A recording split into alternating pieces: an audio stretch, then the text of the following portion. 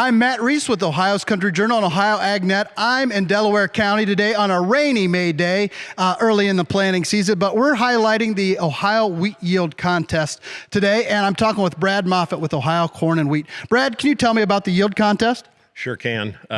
Ohio Corn and Wheat is very proud to sponsor yield contests in both wheat and for corn. On the wheat side, we give 18 district awards in the state of Ohio for our top growers in each district. And then we have bigger awards for the state winner and the state runner-up. And we're with BASF today, who sponsors that state runner-up award, which is a big trophy, plus the fungicide that our runner-up this year, Doug Dawson, is going to use on his wheat crop. And for folks who'd like to participate in the contest for next year, what do they need to do?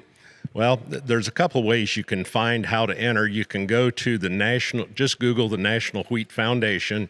You'll find all the entry information. Plus, there's a banner at the Ohio Corn and Wheat website. But you do your entry form, and that is due this year on May 16th.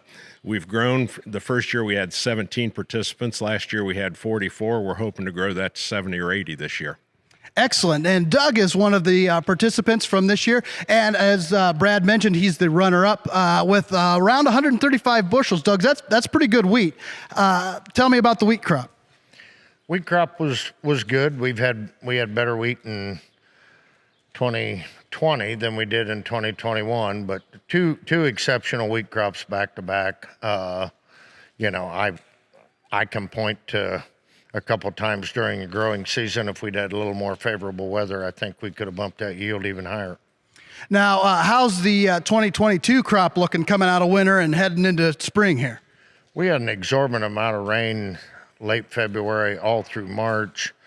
Kind of started to dry out in April, but we've got more drowned out spots this year than I've ever seen on ground that's well drained. But where there's wheat, it's coming around really, really nice. We put our second shot of nitrogen on, and it'll start to green up now with a little bit of moisture to put that 28 in the ground that we put on last week. So, are you going to be able to top that 135 bushel yield from last year?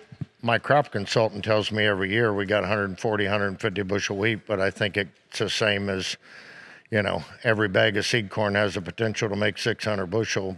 Mother Nature's still in charge. That's right. And I'm also talking with Chastity Euler with BASF. And Chastity, why is the fungicide component of wheat production so important? I mean, Doug relies on that a lot. What are you guys seeing from BASF? So it's really important, as you know, and I'm sure Doug can speak to this with some of his record yields that he's received on wheat throughout the years. It's important to preserve the plant health of the plant and preserve yield, even more in a year where we see, these rainy, wet conditions, lots of powdery mildew. Septoria comes in on this early season wheat, and then as we get into that flowering time frame, we see the more potential for head scab. And gosh, we've been through some pretty devastating times with our wheat crop in the last few years where we've been impacted by head scab. So today we're awarding Doug with 5 gallons of Spherex, which is a brand new fungicide for wheat for that head scab application during that flowering time frame on wheat. And that is a perennial challenge. And thank you to BASF for sponsoring this.